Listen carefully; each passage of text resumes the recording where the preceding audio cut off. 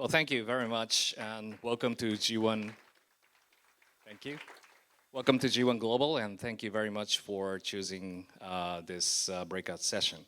It's going to be the exciting discussion, and I think that there has been the growing awareness about the importance of the economic dimension of the strategic competition. And before getting into asking a panelist to say a few words, I have two notes to make. First of all, we are inviting Mr. Noriyuki Shikata. He's Cabinet Secretary for the Public Affairs to show here. He was the Director General for the Economic Policy at MOFA, but he was accompanying the Prime Minister Kishida to Glasgow Summit in COP26. He's now up in the air. So he sent us his regrets, but the best regards to our panel as well. And the second note before starting is that for two panelists joining online, they are from the East Coast of the United States, and now it's 10:45 p.m. So we are very grateful there to stay up very late, but I hope to expect a productive kind of contribution from them, and I hope they also enjoy joining our discussion. So let's start. The economic component of the U.S.-China competition obviously has become one of the major battlegrounds on the global affairs. And in past few years, many countries across the globe are also adopting their own forms of the economic security policy. But I guess that all of you are aware that the economic security itself is not a totally new concept. It's been there for some time. But I think that what we have is the new context of how the economic security or the economic statecraft has been employed as the policy to compete against, for example, China, especially in the various forms of the policy that the government is going to pursue. That can be, led by the forms of the, investment control policy or the high-tech transfer, or the restriction of the government, procurement policies. And interestingly, that those kind of policy has now been comprehensively aligned to deal with the national security agenda. I think it was clearly demonstrated by Trump administration's national security policy, saying that economic security is national security. And I think with those, series of the regulation processes and initiatives that the previous administration taken place, it has become one of the major tools to compete in the, the very intensive, changing distribution of the balance of power, especially in Indo-Pacific affairs. So I think it is very important to know what is going on, especially from the U.S. perspective. And something that we should not forget is that the major player on this economic security is not government per se. It is a corporate player and also the individuals. They are all involved as a very important stakeholder in this economic security policy. So I think it's a great opportunity to get our different perspective altogether, and what we are going to, pursue in the economic policy. So I'd like to turn over to first to Eric. He has been, working on the various issues in defense, technologies, in the policy-making process, and he knows, deeply about the congressional, policy-making processes as well. And I like Eric to tell us what is the Biden administration's basic agenda on the economic policy? What has been the backgrounds, and what are the main features, and what has been the targets and means what the United States government is trying to achieve? Eric, would you go first? Great. Yeah. Thanks, Jimbo-san. Can you hear me? Okay. Good to be with you. Thanks to G1 for inviting me, and thanks to Jimbo-san, who's an old friend. Maybe I'll start by just a broader context here and how things are really changing in Washington and get to how it's changing for the Biden administration. In the old days, let's say 10 to 20 years ago, you either studied defense policy or you studied economic policy. You went to the Defense Department and think tanks, or you went to the Commerce Department and Wall Street. Now, if you want to be relevant in these China conversations and Asia Pacific security conversations, you have to be able to talk more about these technology issues and not just defense issues. That's tough for me to say. I built a career on thinking about sea power and strategic stability and alliance management issues. But if you just focus on those, you're a dinosaur. The history is sort of passing you by, because these issues are really the center of gravity for the U.S.-China competition and for what the U.S. hopes to achieve in Asia. So with that in mind, I think over the last 5 years, both in Republican and Democrat circles, economic security or technology competition, whatever you want to call it, has emerged as an area of focus and an area of attention, not just by the Trump administration and kind of Matt Pottinger at the White House and especially the last few years of the Trump administration, but in other think tanks where Democrats who are now working in this administration were also spending their time, the Brookings Institute and CNAS and CSET Georgetown. So you've seen almost a seamless transition in this first year from last year in the Trump era, where many of those Democrats who were working on these issues in think tanks have gone into the National Security Council to work at various levels for the president, and have gone into other parts of our government and have carried with them a very similar agenda. Some call it a slur to say the Biden administration's approach is just sort of a smarter version of the Trump agenda, but to some degree, it's trying to take the Trump agenda and improve on it, make it more multilateral, recognize that allies need to be kind of partners first and foremost and can't be sort of transactional in our approach, and et cetera. So this isn't all a bad thing that this new sort of consensus has emerged and a Biden administration has sort of followed and built on a Trump administration policy. It demonstrates sort of the continuity that we're seeing form between the parties. Just to sort of wrap up here on Biden specifically, the NSC is largely aligned in seeking, I think, a competitive approach to China across all domains. But like all administrations, some camps emerged. So I think the NSC is in that camp that is a follow-on to Trump, wants to sort of continue to build a full spectrum competitive approach. But the success of this agenda will really depend on how much consensus they can build within the interagency and where the president will come down on key questions like export controls and the use of sanctions. One of the areas we haven't seen much activity yet is export controls. But the Biden team, they haven't used this tool, but they've talked about it. And they're trying to work with the Commerce Department and our BIS department that regulates export controls to see that agenda forward. Other areas where we may see new activity, there aren't any authorities for screening outbound investments. Large venture capital firms can invest in Chinese AI companies that can be working with the People's Liberation Army. There's really no way to capture that or prevent that. I think this is another area where the Biden team is focusing on now, and we'll probably see legislative efforts going forward. There's many more examples, but I think that's a good kind of architecture or framework to start us off, and I'll end there. Thanks, Jimbo-san.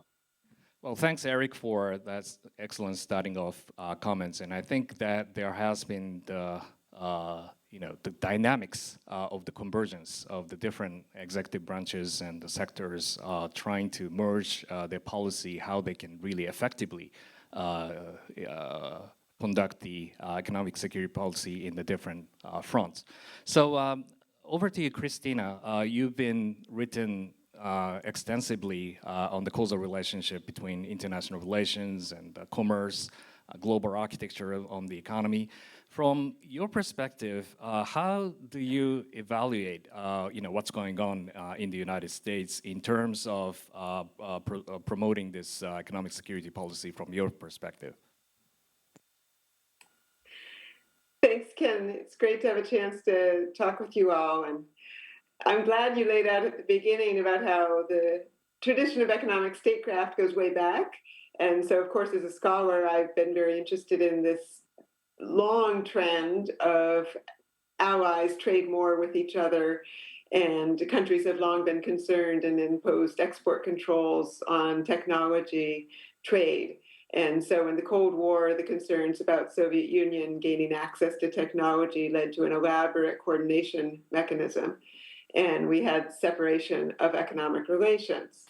But what's so different now, of course, is that China has emerged as an economic power, and it's much harder to restrict dependence on China. And so the economic cost of saying we will favor trading with allies and avoid trading with rivals is much greater in the case of China. And so I think decoupling would be a costly strategy, and it appears the Biden administration recognizes this and is not calling for a complete reverse course of US economic engagement with China. Instead, we're seeing caution in terms of strengthening the investment screening.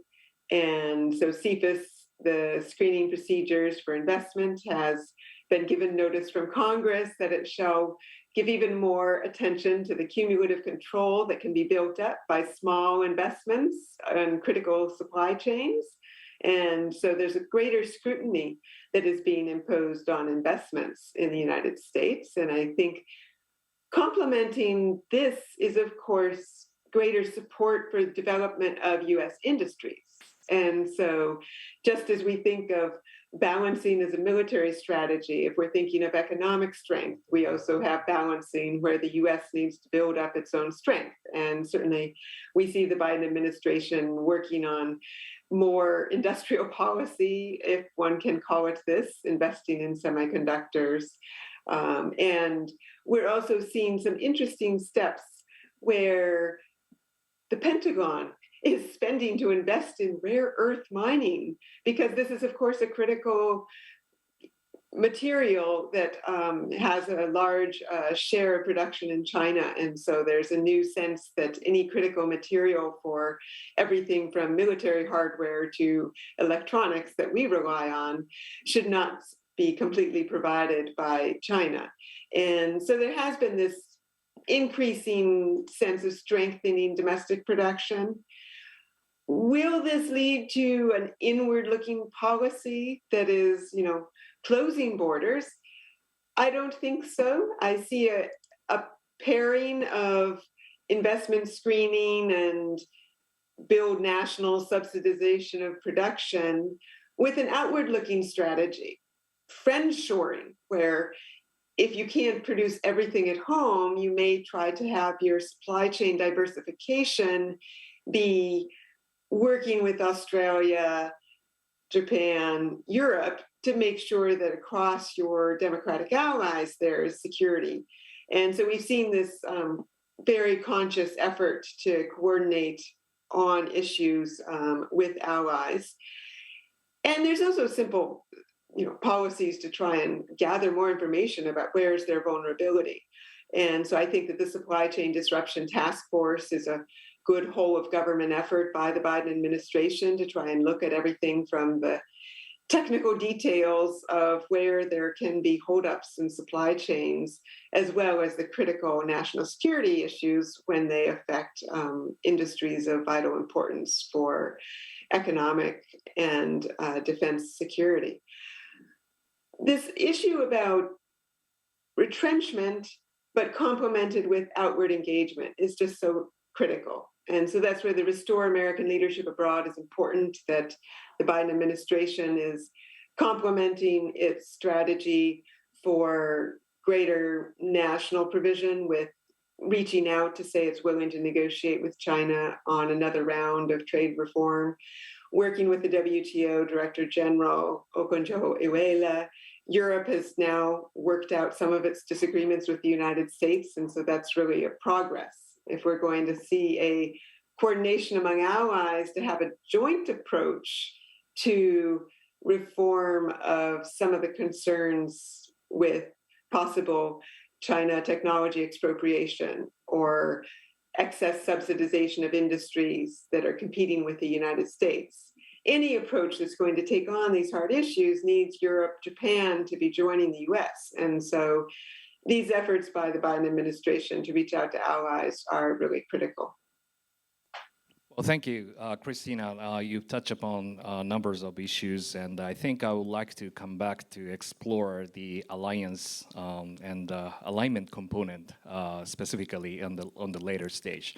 Now, I also like to highlight what Japan is up to in the concept of the economic security, and obviously, during the LDP presidential session, the Kono-san was also part of it. One of the main highlight of the issue is how Japan can introduce the concept of the economic security and what has been the purpose and means to achieve it. And obviously, there has been a lot of like internal building up of the concept creation has been taking place. Mainly at LDP, Amari-san was, key player in part of it, and lots of like METI, Ministry of Finance. Those people are trying to deal with how the Japanese version of the economic security can taking shape. And we have come up with a very two important, concept that parliamentary member always refer to. One is Japan should achieve strategic autonomy. And then Japan also needs to achieve the strategic indispensability. These two concepts has become the two flags of the economic policy as of today. And what that means, I think obviously close to what Christina has pointed out. Obviously, there has been the needs for realignment of our the production chain, value chain policy. If you find any kind of sectors, technologies that we find, have a excessively over-reliance to China, like we had, rare earth mineral, disputes in 2010 after the Senkaku issue. That was one of the trigger that Japan has tried to have intensively on how we can really diversify the source of the resource inputs to specific agenda. So I think in the next diet session, the economic security will be the one of the focal point. And I hope that if I may, I would like to ask Kono-san to speak up for a few minutes after asking Hemi-san to address his the business corporate perspective on what's going on in the Kishida administration. So please take a moment to prepare your remark. So Hemi-san, so from the corporate perspective, what has been perceived? I mean, we have a lot of voice from Amari-san schools and what they wish to achieve in Japan. That corporate perspective has been there from the Keidanren and some, but I don't know how much that those really represents the voice of the business sectors. So how do you think about it? Yes, and I'm the pretty much in the private and the sector guides, and frequently I receive the request or a question regarding the U.S.-China tension and its impact on our and their and business issues in Asia Pacific, including not only just limited to China, but also the other Asian countries such as ASEAN countries. So most of the question is very simple. They seems to be a little bit confused. So which side and we should bet it on? But they are not clearly understand what's going on, the logic behind the U.S., China's and economic tensions. Basically, and the U.S. is exporting, software, and China is exporting the product. And this and the U.S.-China competition is tech competition. But by looking at the government or official statement, these and the policies mainly composed by the diversified natural and the resources and the IT infrastructures and the cyber security, a lot of things is coming up. But many and component is already and happened in the other kind of Japanese problem. before and Trump and administration started. So, and we should and not and too nervous on this and the U.S.-China competition. And sometimes the three end point is we need to focusing on this and session. And business sector, the concerns too much and focusing on and security issues might mean losing business interest. If so, what is the securities and interest? That means the business should be first. Losing it in the business is meaningless. This is the first and opinion. The second opinion is effectiveness. For example, when we're talking about the country to country and the competition, we need to introduce some kind of law. To do so, we need to submit a proposal from the Congress in the US or even in China, and taking time to execute the law. But it's still taking time 1 or 2 or more than that. Until that time, technology will evolve for the business side. So that's meaningless. So our business interest has already shifted. This is the reality. And the third point, if Japan and bet on US and China, but and other country like EU and German or the ASEAN country will take the praise what the Japanese companies or Japanese business has already dominated in the Asian area. That is the three and concerns on that. So the gap between the government and the policy discussion and the private sectors and discussion is a little bit different. That is the currently happening in the business world.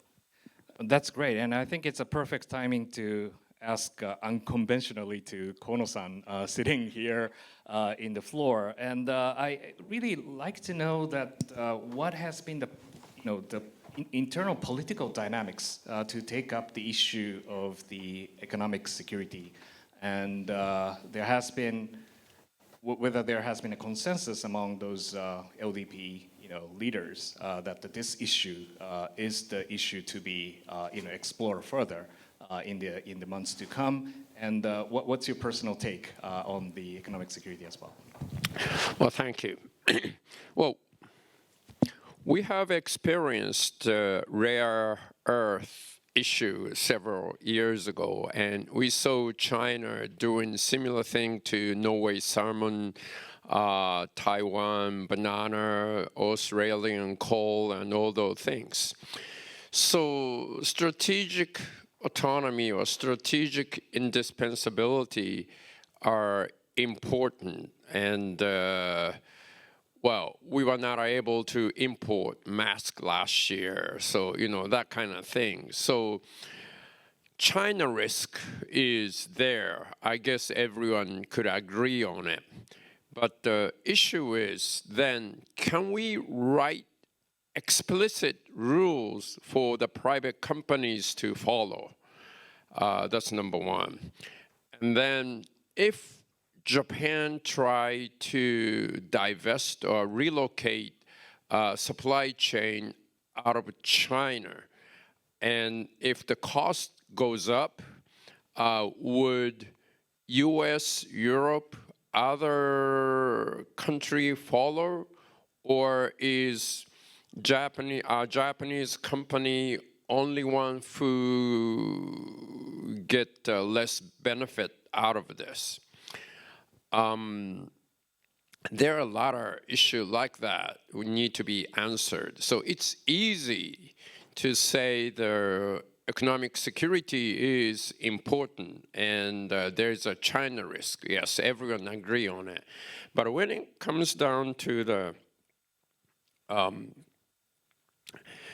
each issue, how much can we agree, or how much can we get private companies on board?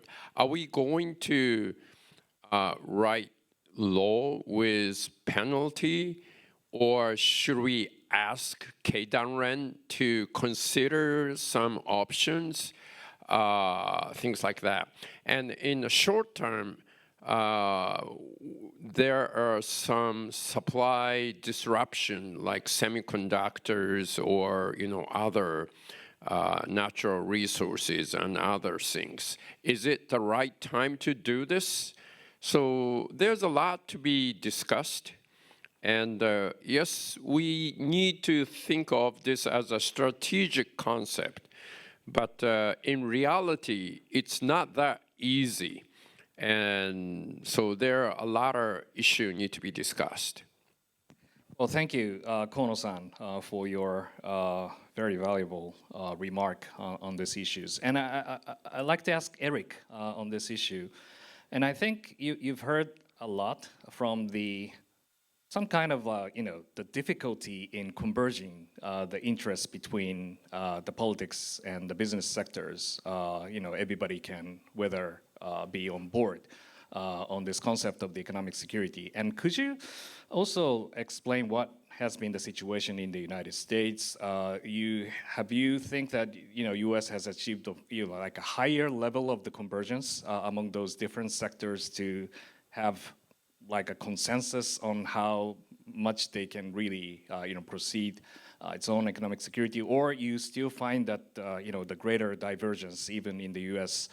Business sector when United States try to pursue its own economic policy. And my second question to you, taking this occasion, is that Hemi-san also talked about the high-tech transfer export control issues, and from business perspectives, many of those components that the United States raised, this is a important issue that Japan should take care of it. But those kind of high tech, identified by ECRA, for example, can become commodity technologies in the 15 or 20 years time frame. So, what would be from the experts, concerned about you really need to restrict transferring these technologies to, for example, to China, and then in order to avoid them to obtain certain types of components or technologies, and how can you define the importance of these measures? Eric? Sure. I'll capture all that in 3 minutes, Jimbo-san. Well, first, I would say that Americans are watching Tokyo's leadership on economic security closely, or at least a small band of us who take these issues seriously. And oftentimes it can feel like Washington's trying to pull Tokyo on security issues and alliance issues. On this one, I think we're neck and neck in our leadership, and this new Ministry for Economic Security and some of the reports that have been coming out in the last year shows a really mature understanding and quite an alignment of where both Washington and Tokyo are going on a bipartisan basis. To get to your first question, I think there is alignment among the parties. There's probably more in common now between Senate Republicans and Senate Democrats. And as I said, some of Trump administration senior officials and some of the Biden NSC officials on the question of what is the problem and what do we do about it. There's less alignment in the business community. I'm not sure a strategy to sort of, bring the business community along is necessarily possible. But what we do owe our business community is two things. One is sort of continued education, and our intelligence community is starting to do this. The administration to some degree is doing this to help companies understand, what is military civil fusion and why is that a enduring challenge. Investments, for instance, in Chinese artificial intelligence firms are helping to make the People's Liberation Army more lethal over the long term. Surveillance technologies and how are they being deployed both domestically in China and then exported. And then China's leadership in key tech areas that stand to influence the national security contours of the future in ways that we want to be leaning in towards democracy and not necessarily autocracy. And this is the terms that we always talk about in artificial intelligence and bio and quantum, et cetera. So I think education is where it starts with the business community to some degree. That doesn't necessarily mean they have to accept that or change their tune. But the other piece is that companies want more certainty about the direction on national security. In the end of the Trump administration, every Friday there was a new policy that kind of popped out of nowhere, changed things, over the weekend, and there was just a bit of a chaos over that. That doesn't necessarily mean that the policy direction was wrong, but we need to do it in such a way where the policy formation process has input from industry, and where there's more clarity on where the U.S. government wants to go, not just in the next 2 weeks, but in the next 2 or 3 years. And so I hope that the Biden administration sets out a clear and public agenda on what is acceptable in the trade and economic domain. And then for a number of reasons I mentioned earlier, military civil fusion, surveillance technologies, what are those areas of sensitivity that are going to be more off limits, and that the business community can expect more regulation and congressional laws and others that are going to change that environment in the years ahead, and that they're going to have to start to adjust to overall. Because, and just to finish here, Benjamin-san, a run faster strategy just isn't enough anymore. Especially if, to use the analogy, China owns your running shoes and your stopwatch and your running shorts. It's a leverage strategy, right? Where we can't just run faster if they're creating forms of leverage over us in these different domains we talked about, whether that's key technologies, supply chain dependency, or techno-geopolitical power like 5G and cloud and digital currency that is creating a new reliance. And so increasingly we're seeing that defensive agenda that's carried through the last 2 administrations be mixed with more of this offensive agenda. And there's serious legislation in our Congress being discussed right now to invest in semiconductor manufacturing and design, and to invest in 5G O-RAN technologies. Real money from the US Congress, $52 billion for chips alone, which isn't something I thought would be possible between the two parties to say, let's invest domestically. So you're seeing that defensive agenda and that kind of offensive agenda mature at the same time and be a strategy that both parties are kind of carrying forward together. Great, Eric. And the same questions to you, Christina. And how do you think about the relations between the government and the business sector in the United States? And also,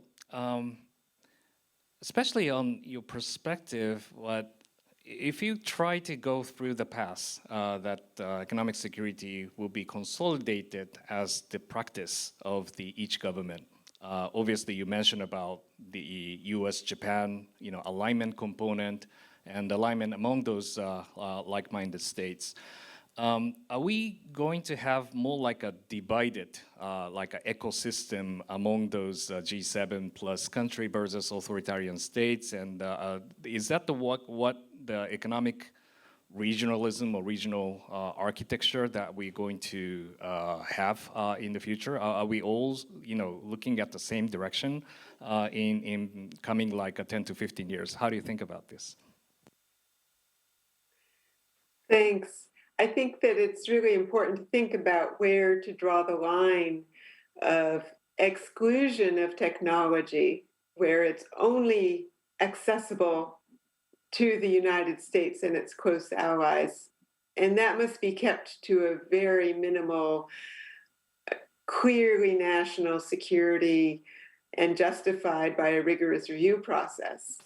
Because I think what has already been raised is business is worried about the uncertainty where any product can be added to a list of not traded, and their actions being susceptible to fines and sanctions would be really destabilizing. And so I think that the strong measure of banning sales to particular companies that have been taken, with Huawei being placed on the entity list, needs to be kept to a minimal, because if that expands, we'll really see the danger of security taking over the possibility for economic exchange. And the Trump administration illustrated this when it used the Section 232 to say national security justified tariffs on aluminum, steel, and had serious conversations about tariffs on automobiles,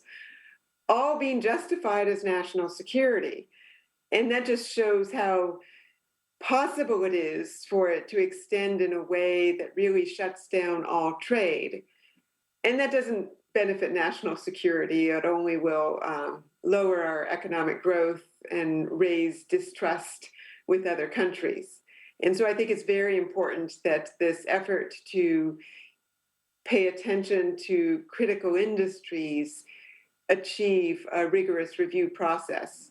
And doing that not just with the United States, but relying on existing mechanisms. The Wassenaar arrangement for arms trade and dual-use technology is a long-standing organization of multilateral cooperation to help define lists of dual-use technology that can be restricted.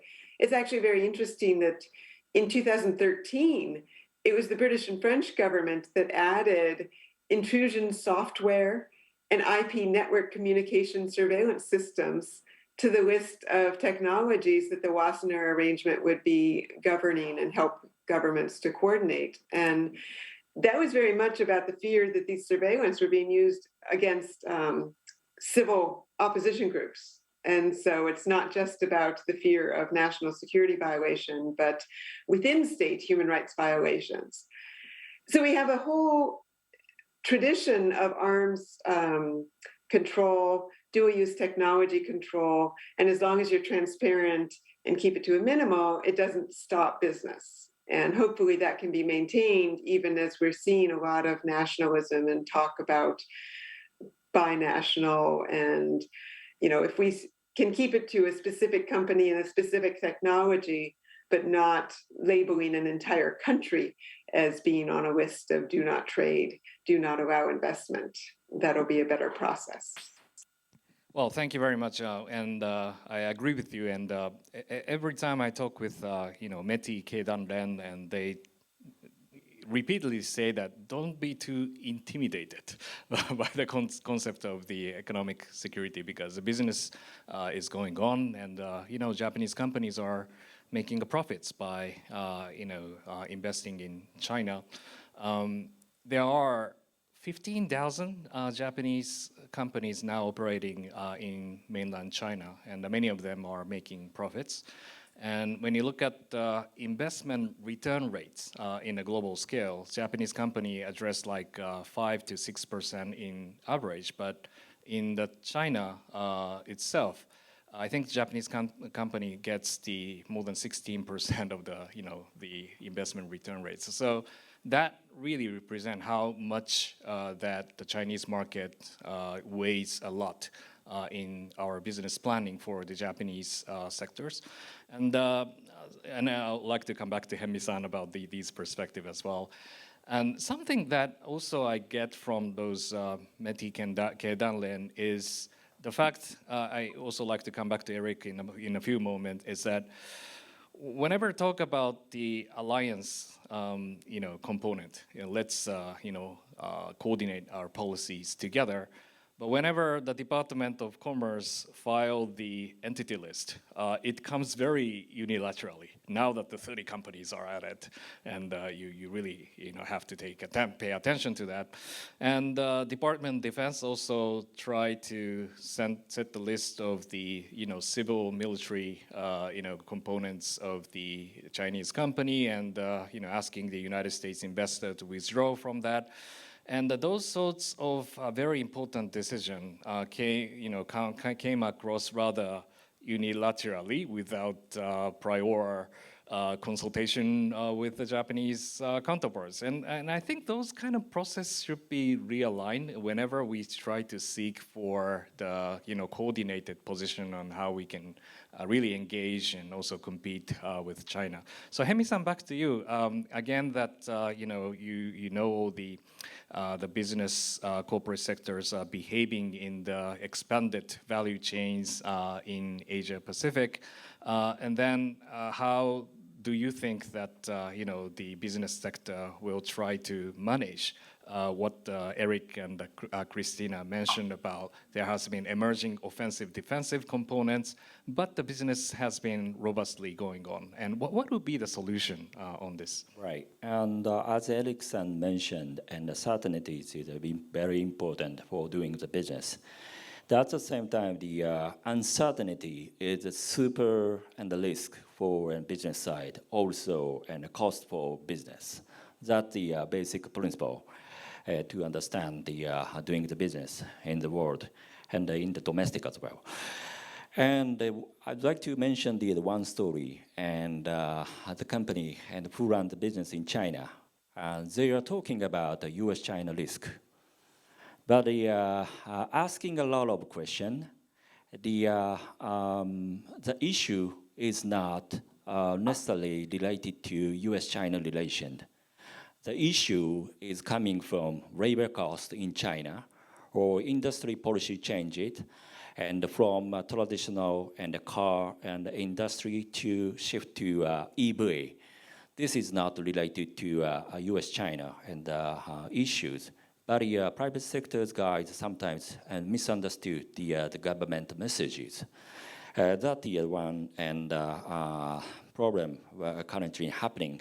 And also they mentioned they are thinking about shifting their business footprint from China to other country like Vietnam or Indonesia, so-called China Plus One strategies. But looking at macroeconomic situation, Vietnam's GDP is only 20% of Canton, Guangdong province. Very small. So realistically, it's almost impossible shifting to China to other country or shifting to Thailand or shifting to the, other ASEAN country. So we need to face anyway China. So that is very important. And the next topic is macro and the topics. So when we're talking about US and China, but we also need to thinking about the other players, as Kono-san mentioned. And for example, ASEAN's year-to-year basis, FDI, last year and this year's and currently, and FDI and from ASEAN to China dramatically increases. 36 point percentages increased. So when we are nervous on the US-China and when we refrain from doing the business in China, others will come to our places. That is the very important issues. So we need to thinking about the balance between security for what? Okay, so those are great perspectives, and I'd like to come back to every panelist for your final comments. But I think it's a time to collect some questions from the floor and also online. So please raise your hands if you have a question. I'd like to take 2 or 3 questions in a row. Please, gentlemen. Thank you very much. I'm Hiroyoshi Kakema from the Sumitomo Nippo Pharma. I have a question about the China government. These days, China has started as some personal information protect law. So what panelists consider about this new law about the economic relationship among the China and other countries? This is my question. Great. So that's the Chinese legal kind of measures to restrict the economic activities inside China, and how do we think about these issues? Please, Odoman-san, go ahead. Hi. When I look at the structure of the commissions inside the Japanese government, the shingikais, I noticed that the industrial policy shingikai in METI, 20 people, and the Science and Technology Committee in the Ministry of Ministry of Education, 30 people, have no common members. They're not talking to each other. How can we redesign the way that commissions inside the government talk with each other to increase the density of information exchange and get better strategy? Eldon-san, would you like Kono-san to respond on this specific? Okay, so final question for first round. Tomo. My question is, we don't have representation from China today, I guess, in this conversation. But among that, as we look at the next few decades, there's a lot of points of contention between the U.S. and China. What do we see as kind of any large catalysts that might be some of the kind of make or break points? And I don't know if those might have to do with Taiwan and Hong Kong or other different elements like immigration, but I'm just kind of curious what people see as the largest themes from more looking a few decades out that might actually shift the landscape. Thank you. Okay, thank you very much. So two China question and one on the Japanese very domestic governance issues, why those ministries are not really interacting with each other. Anybody who would like to take that question on China? Eric, you want to say about, The last one? Sure. Yeah, in terms of catalysts that are sort of 10 or 15 years out, that really goes to the question of, how much time do we have and kind of what are our objectives over those time frames. I think some in Washington are saying, this is a long enduring peacetime competition, 10, 20, 30 years, it'll have multiple phases. We've got time to sort of sort this out. Others are saying, no, we need more of a strategy of urgency. The next 3 or 4 years, we've got to turn a corner more sharply and implement these types of policies. Whether that's because Taiwan is increasingly sort of in the crosshairs of Xi Jinping, or these digital and technology issues that we're talking about are sprouting in China in ways that are having a longer term effect on our national security. So I guess I'd say a lot of this is a little more close to the boat, in the next 5 years. Than perhaps we sometimes get a bit credit for. And I'm certainly in that second camp of a more strategy of urgency against some of these issues. Just to finish, I mean, in the past in Washington, we would talk sort of about, panda huggers and panda shruggers and where these issues are going. I think, there's very few sort of China optimists anymore, given Xinjiang and given, Xi Jinping's leadership the last decade and where that's headed. So there's very few panda huggers, if you will. The new sort of China optimist is more of the panda shrugger, where we have 10 or 15 years, we can sort this problem out. Let's not go too quickly. Let's not be rash. And I personally, don't think that that's the correct course, and we don't necessarily have time to sort of hope this works out. It is time for a more urgent course that I think that's where the Biden team is, just like the Trump team. Great, Eric. Kono-san, would you like to say a few words about Feldman-san's question?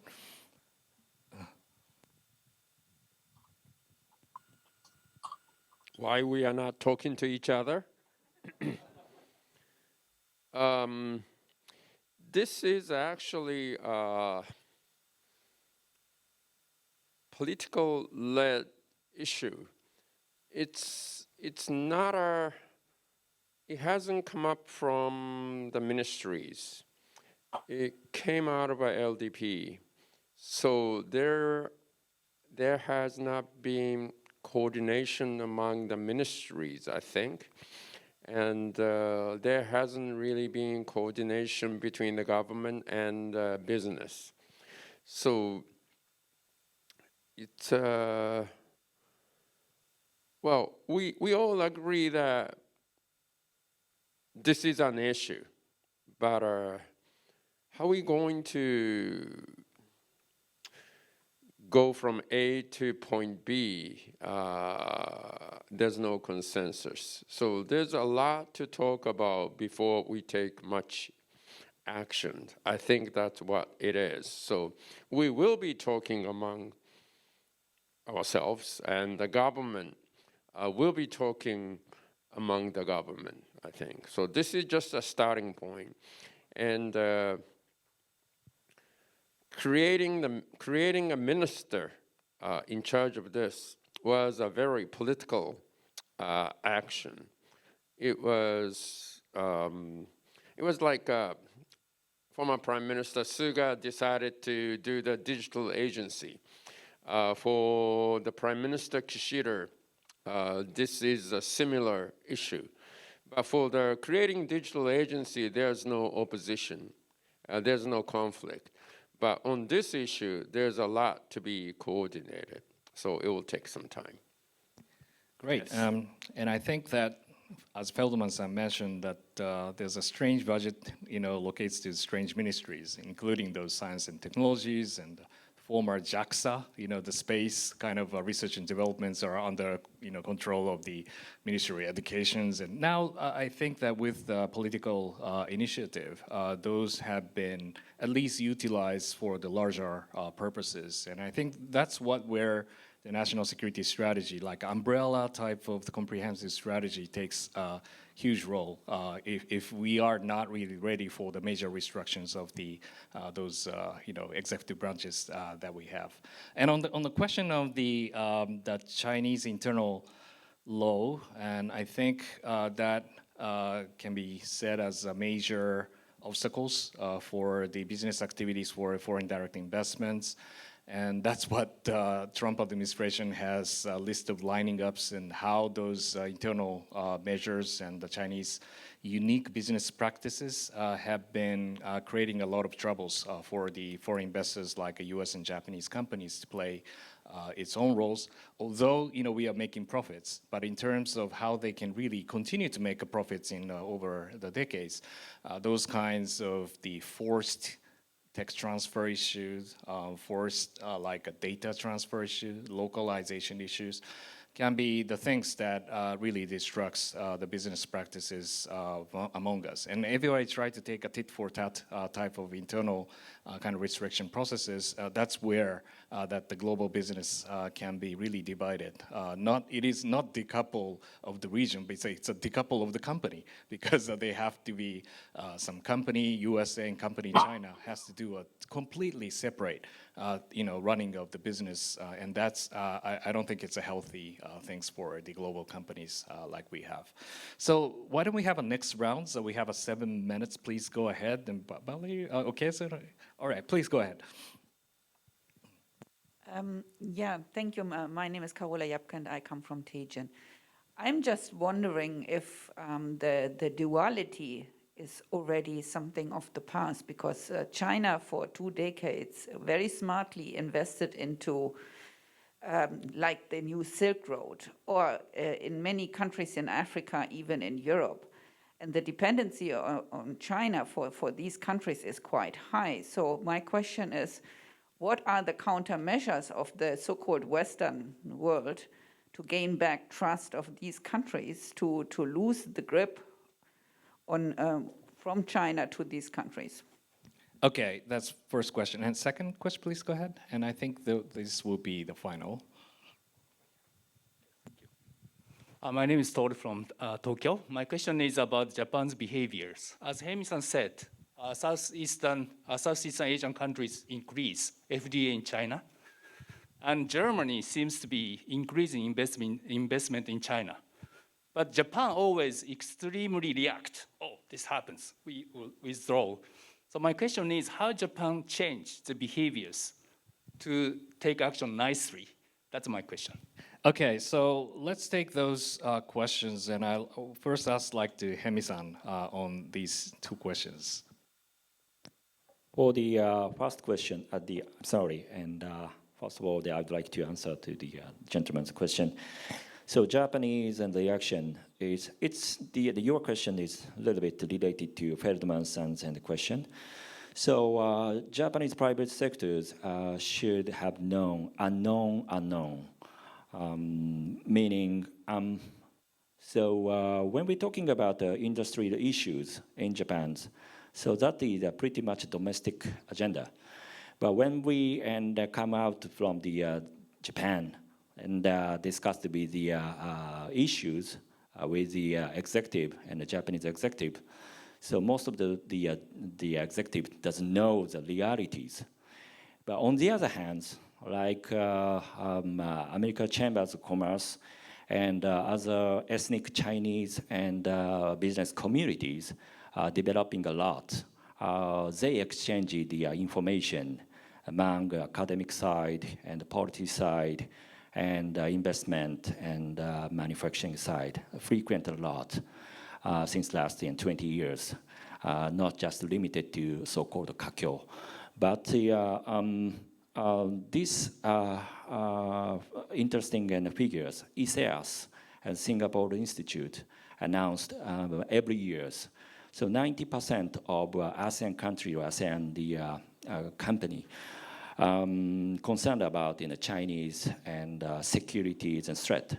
But at the same time, the business opportunities surely existed with China.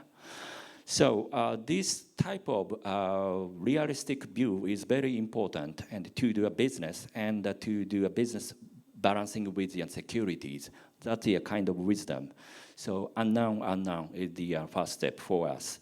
The second question: how to diversify the and Chinese independency in some aspect. I think the euro is a little bit successful as compared with Japan or the US. They are successful diversify their business portfolio in Africa, Middle East, and Russia, and sometimes in China, and the US might be included. So, and ASEAN as well, and they are very successful in hedging strategies. So, and we can learn from these kind of region or economic cooperation. That is lesson we need to learn. Okay, before getting to speakers, is there any online? Okay, that's fine. So Christina, for your final remark, within 1 minute or so, if you have something to say at this moment. I appreciate the question about fears that China is building dependencies in its outward engagement with many countries around the world. And it highlights the need for the strategy of the United States and Japan to form a coalition that is working together. And only through engaging with other countries will we be able to set standards for what is the appropriate trade rules and build more resilient supply chains. And so I think that the positive steps are more multilateral cooperation. And this can happen across many fora. Japan's taken a leadership role with the CPTPP. The US recently said that APEC is the right forum. And we may see overlapping negotiations, but as long as we're trying to work with openness to coordinate, we'll avoid a split into rival blocs. And I think that will lead to more security because you can't rely on yourself alone. And we have become too accustomed to having a global market. And so we need to have allies that will help coordinate and reach out to China for common standards and set clear benchmarks. This will have to be done through working with the World Trade Organization and other fora. I also think the digital initiatives are really important. Japan has played a lead role with data free flow with trust. The latest news is the Biden administration is really pushing for a digital trade initiative, and that will get at some of these questions. If China business practices are forcing data localization, the way to counter that would be to have the CPTPP standards for digital trade become new rules, push them in the WTO or in another multilateral setting, and then China will have to join if they want access to these important markets. And so the invitation, the interest in joining CPTPP by China is an opportunity. And that's really important to a lot of businesses to have security over data and common rules. So I think that that's the best strategy we can say looking forward. Thank you, Christina. And Eric, over to you for your final comment. Yeah, just briefly. You mentioned earlier unilateral export controls versus multilateral. There's a lot of talk in the think tank community of kind of a broad multilateral cooperation, a T11. I think that's a good think tank report, but it's very hard to operationalize. And the better, more operational approach is probably a plurilateral strategy. And the US-Japan is kind of at the center of a lot of this when it comes to export control issues.